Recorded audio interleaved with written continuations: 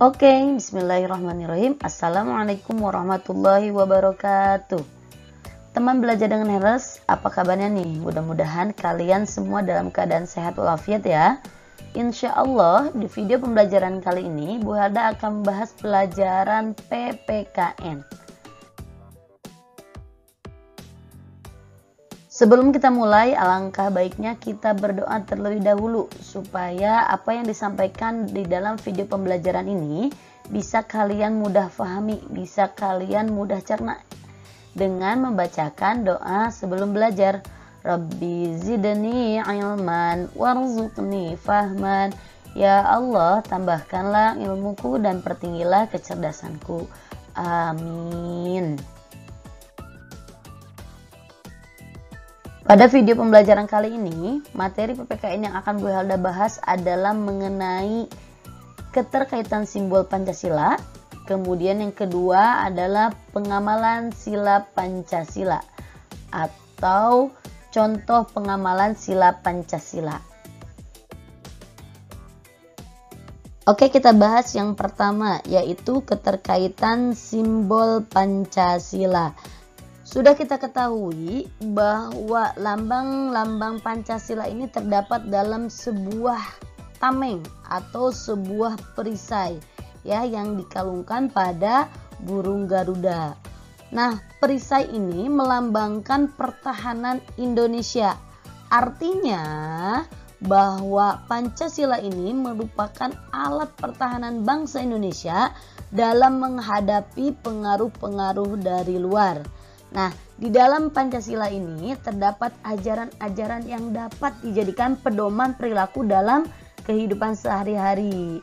Nah, selanjutnya kelima sila Pancasila itu berada pada sebuah perisai atau tameng. Nah, ini diartikan bahwa Pancasila itu merupakan satu kesatuan yang utuh, yang saling berkaitan. Jika salah satu sila Pancasila itu lepas, maka namanya bukan Pancasila lagi. Oleh karena itu, kelima sila Pancasila itu harus saling berhubungan erat dan tidak dapat dipisah-pisahkan. Yang berikutnya adalah pengamalan sila Pancasila. Kita mulai dari sila pertama, yaitu ketuhanan yang Maha Esa. Nah, sila pertama ini memiliki nilai-nilai yang ada di dalamnya. Nilai apa yang ada di dalamnya? Pertama ada nilai keimanan. Kemudian yang kedua ada nilai ketakwaan. Yang ketiga ada nilai kejujuran. Yang keempat ada nilai toleransi antar umat beragama. Serta yang keenam ada nilai kerukunan antar umat beragama. Jadi nilai-nilai ini menjadi acuan untuk kita bersikap dalam mengamalkan sila-sila Pancasila. Setelah mengenal nilai-nilai yang terkandung pada sila pertama, tahap berikutnya adalah pengamalannya atau contoh sikap. Contoh pengamalan sila ke-1 ketuhanan yang Maha Esa. Contoh yang bisa kita terapkan dalam kehidupan sehari-hari adalah pertama, beribadah sesuai dengan agama yang dianut, ajaran yang dianut. Kalau Islam beribadahnya dengan cara sholat, maka lakukanlah sholat. Kalau Kristen beribadahnya misalnya ke gereja, maka silakan lakukan. Pun halnya sama dengan agama lain, silakan ibadah sesuai dengan ajaran agama yang dianutnya. Contoh berikutnya adalah tidak memaksakan suatu agama kepada orang lain. Artinya, setiap orang di Indonesia itu tidak berhak memaksakan agama pada agama lain. Misalnya, si A beragama Islam, tidak boleh memaksakan agama Islam kepada agama Kristen, mengajak orang buat masuk dengan paksa, ya. Biarkan saja. Jadi, tidak memaksakan suatu agama kepada orang lain. Contoh ketiga, beribadah tepat waktu, dalam hal ini sholat. Tidak sampai mepet waktu, usahakan untuk tepat waktu. Itu merupakan salah satu contoh pengamalan sila pertama. Berikutnya adalah mengajak teman untuk sholat berjamaah. Yang berikutnya Berdoa ketika akan memulai dan mengakhiri sesuatu. Setiap kita akan melakukan sesuatu, maka hendaklah berdoa dan diakhiri juga dengan doa, supaya apa yang kita lakukan itu menjadi berkah. Contoh yang keenam, bergaul dan berteman dengan siapa saja tanpa membeda-bedakan agama. Karena kita tinggal di Indonesia yang agamanya banyak, maka bergaul dan berteman pun boleh dengan siapa saja tanpa membedakan agama. Contoh lain dari pengamalan sila ke-1 yaitu selalu bersyukur kepada Allah. Setiap apa yang kita terima, baik itu rezeki, kesehatan, maka perlu kita syukuri ya. Jangan sampai kita cuek-cuek saja, selalu bersyukur kepada Allah.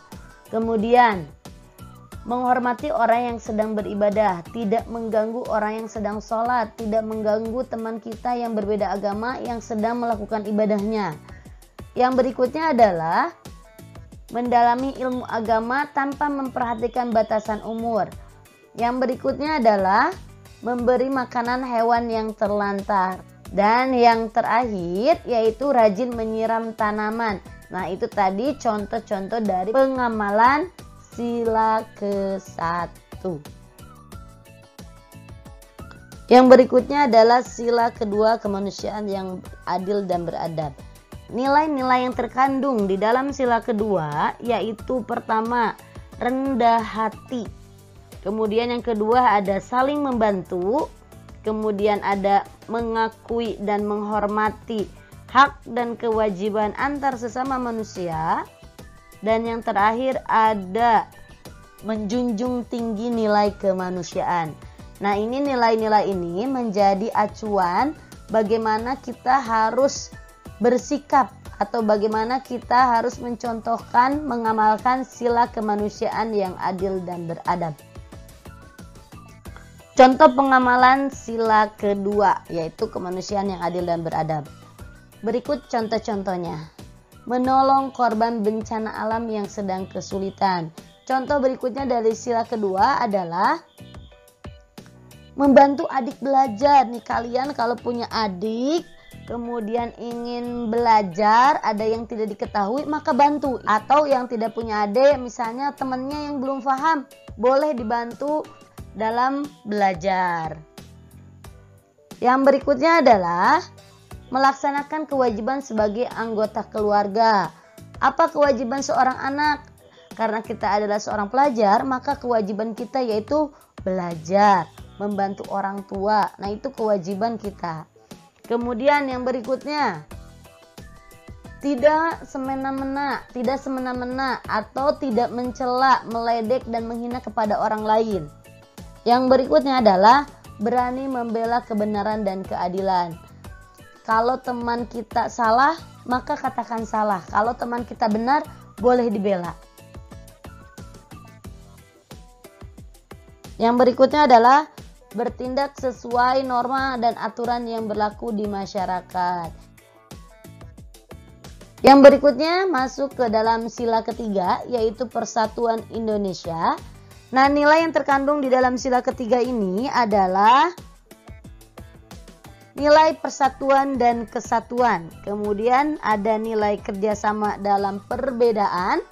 Kemudian yang ketiga ada nilai cinta tanah air. Ini menjadi patokan kita bagaimana kita bersikap, bertindak sesuai dengan sila ketiga.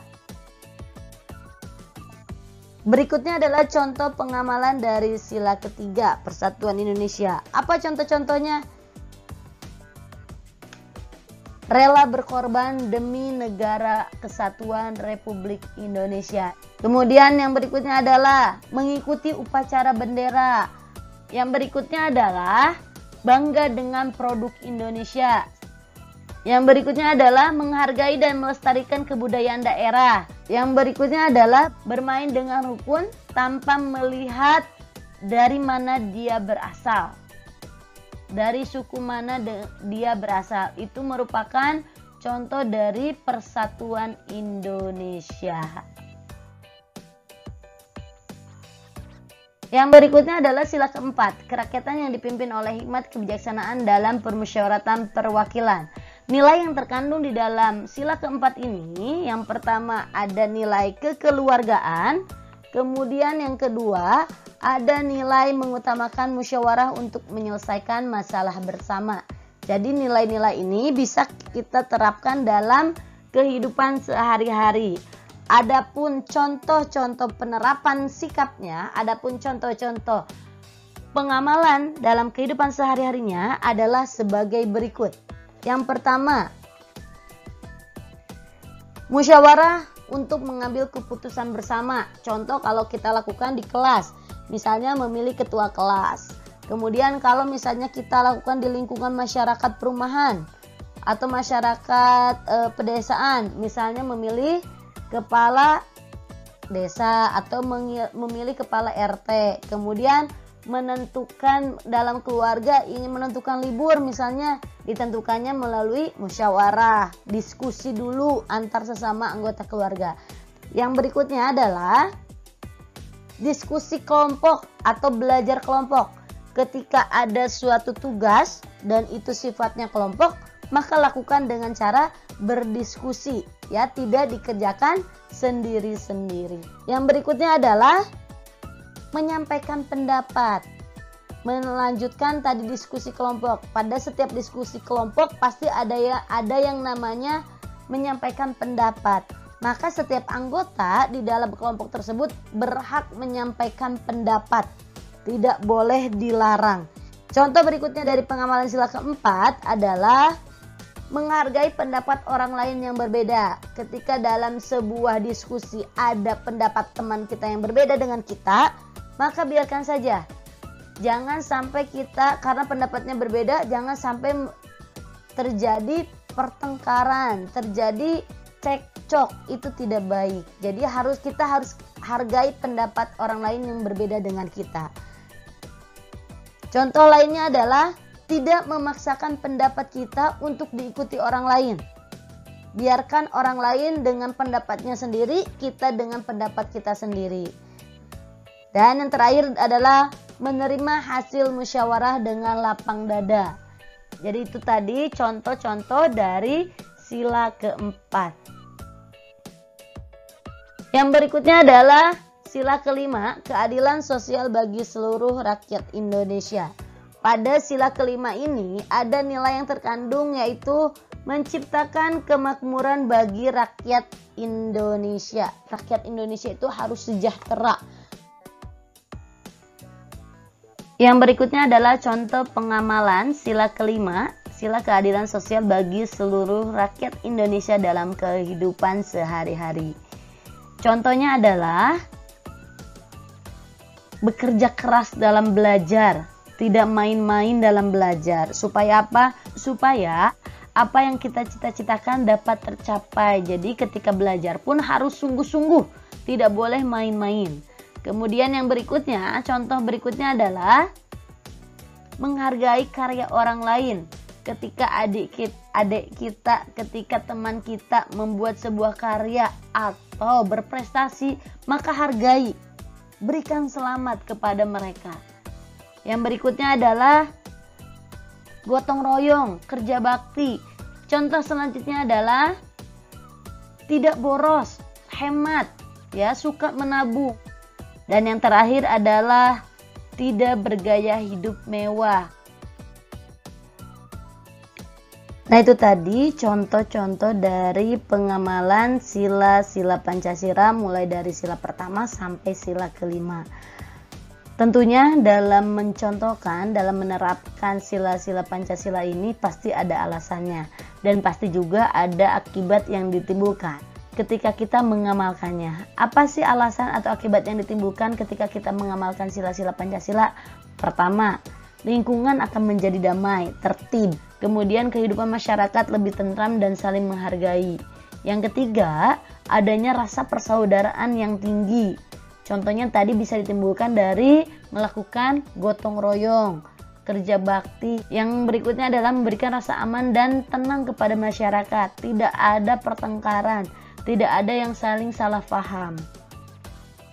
tinggi toleransi antar masyarakat, meskipun tinggal dengan suku yang berbeda-beda, meskipun tinggal dengan agama yang berbeda-beda dalam lingkungan kita, ketika kita sudah mengamalkan nilai-nilai Pancasila, maka bukan tidak mungkin itu akan terjadi tingginya toleransi antar masyarakat. Dan yang terakhir adalah adanya sikap menghargai perbedaan pendapat. Nah, itu yang menjadi alasan-alasan mengapa kita harus menerapkan nilai-nilai Pancasila atau mengamalkan sila-sila Pancasila dalam kehidupan sehari-hari. Mudah-mudahan kita semua bisa mengamalkannya tentunya dalam kehidupan kita sendiri.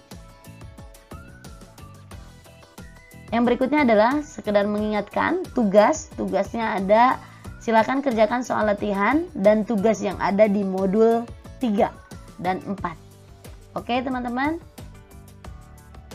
Demikian video pembelajaran dari Bu Helda. Mudah-mudahan apa yang disampaikan di dalam video pembelajaran kali ini bisa bermanfaat buat kalian dan kalian memahami apa yang disampaikan di dalam video pembelajaran kali ini.